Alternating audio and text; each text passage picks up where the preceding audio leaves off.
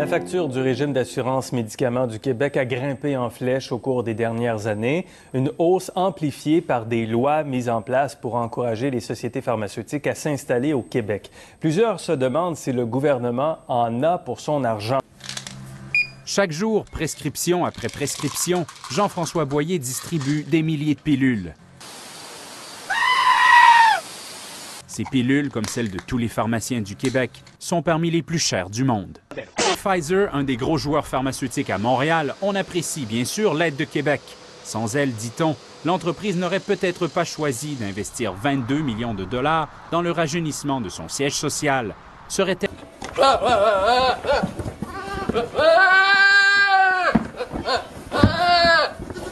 Ce débat sur la façon de financer l'industrie survient alors que les grandes compagnies pharmaceutiques accumulent des profits faramineux.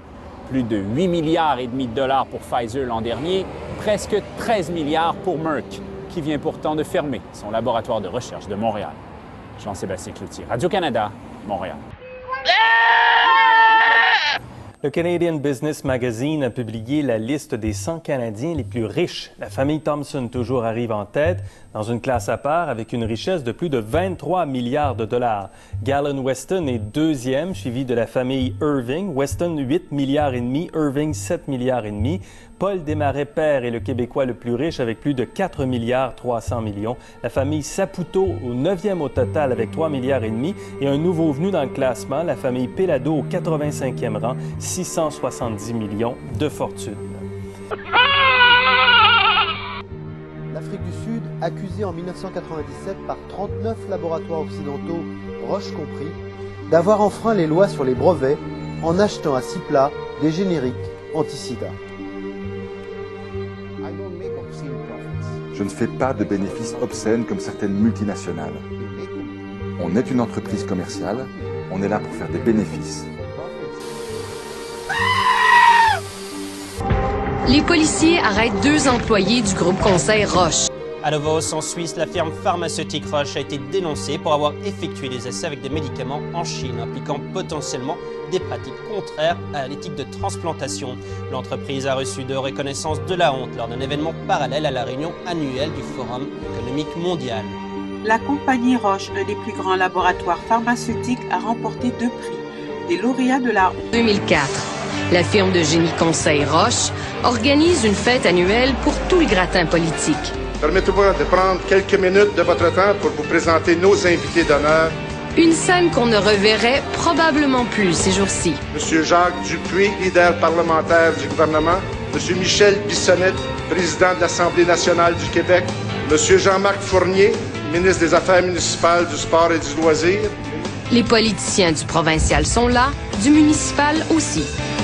Le président du comité exécutif, M. Frank Zampino. Gérald Tremblay, maire de Montréal et son conseil. Richard Marcotte, maire de Mascouche, champion de tennis.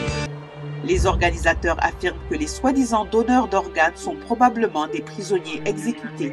Arne Schwarz a effectué la recherche sur les activités de Roche en Chine. Plus de 90% de tous les organes transplantés en Chine proviennent de prisonniers condamnés à mort. Un fait que même le ministre adjoint de la Santé chinois, Huang Zhengfu, a admis en octobre 2008. L'Association médicale mondiale, entre autres, s'oppose à l'unanimité à l'utilisation d'organes pour la transplantation provenant de prisonniers parce que... Le 3 février 2011, aux Aurores, les policiers de l'escouade Marteau se déploient dans plusieurs villes du Québec. Ce matin, ce n'est pas une frappe comme les autres. Les suspects sont des ingénieurs, une mairesse, des chefs d'entreprise. Des gens qui n'auraient jamais cru se retrouver dans une pareille situation. Madame France Michaud, nous devons vous informer que nous sommes les policiers. Les policiers arrêtent 2 employés du groupe conseil Roche. Nous vous révélerons ce qui a toutes les apparences d'un système pernicieux qui mêle fausses factures, collusion et enveloppes remplies d'argent comptant. Ces allégations visent principalement un fleuron du génie conseil québécois, le groupe Roche. À qui vous en avez donné des enveloppes? On en donnait tout le temps, régulièrement, tout partout. Mais vous avez... Mais ça, c'est normal. Tout le monde donne de l'argent pour avoir d'ouvrage, pour les mandats. Tout est film de génie. Gilles Cloutier s'agite dans les coulisses du pouvoir depuis les années 50. Il a travaillé à l'élection de nombreux candidats. Aux élections municipales, provinciales et fédérales. En 2000, le Bureau de la concurrence découvre son rôle central dans un cartel de déneigement. C'est à Marc-Yvan Côté, devenu haut dirigeant chez Roche après sa carrière en politique, que Gilles Cloutier envoyait ses factures pour les cadeaux et contributions politiques. J'ai fait une facture, là, je m'ai payé. Puis j'ai changé le chèque, j'ai retiré le cash. Quel est le montant total que vous avez reçu en argent comptant en coupure? 120 000. Marc-Yvan Côté a été sur la sellette pendant la commission Gomery, lorsqu'il a admis avoir distribué à plusieurs candidats à l'élection fédérale de 97 de l'argent comptant qu'il avait reçu du Parti libéral du Canada, sans poser de questions sur sa provenance. Au téléphone, il nous a dit qu'il n'était pas intéressé à nous parler. En 2010, l'ASQ perquisitionne chez Roche. Les policiers retrouvent une lettre d'un haut dirigeant adressée à Marc-Yvan Côté. Les contributions politiques sont évoquées comme moyen de décrocher des contrats. 15 ans après ses écrits, France Michaud, vice-présidente, est confrontée à cette lettre. Élu en promettant de régler le problème de l'usine d'épuration des eaux qui sent mauvais et fonctionne mal. Attirés par l'odeur alléchante de millions de dollars de contrats, plusieurs entreprises, dont Roche, veulent se rapprocher de la mairesse. Dans cette histoire-là, c'est qui est la pire? C'est moi. Pourquoi? Parce que je me suis fait manipuler. Mon insu, soit. En plein processus d'appel d'offres, Gilles Cloutier soutient avoir donné 25 000 $ en financement illégal. Pour l'usine, à Vincennes. À Sylvie-Saint-Jean et Robert Poirier.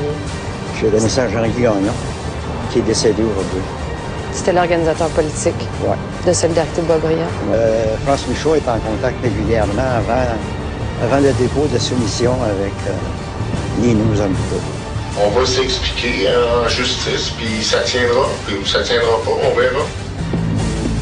Puisqu'Infrabec était le seul soumissionnaire, la ville aurait pu... Enfin, et pour trouver une nouvelle vocation pour le centre-ville, et votre centre culturel était quelque chose d'extraordinaire. Et moi, de l'extérieur, qui est dans le domaine politique, je voyais l'attention chez vous. Quand j'ai su que vous étiez pour faire un référendum, j'ai dit, ils vont le perdre.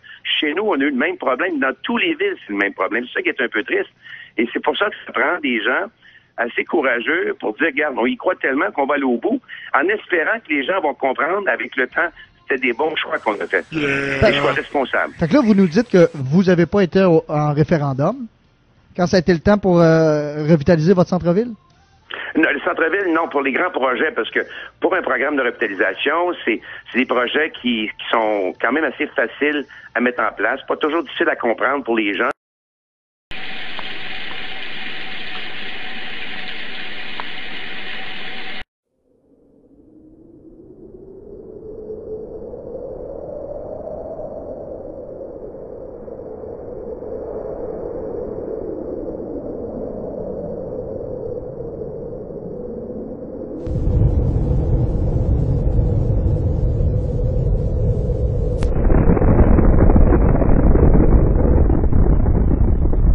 Regardez Greenpeace, ils sont allés dans le bureau du premier ministre. Ils étaient 3.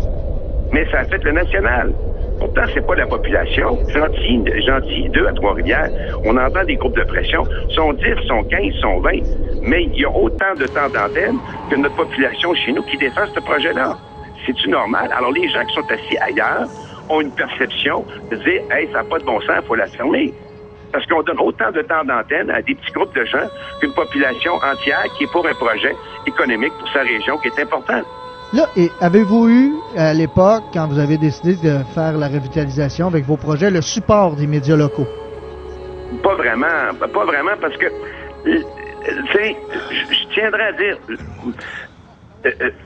c'est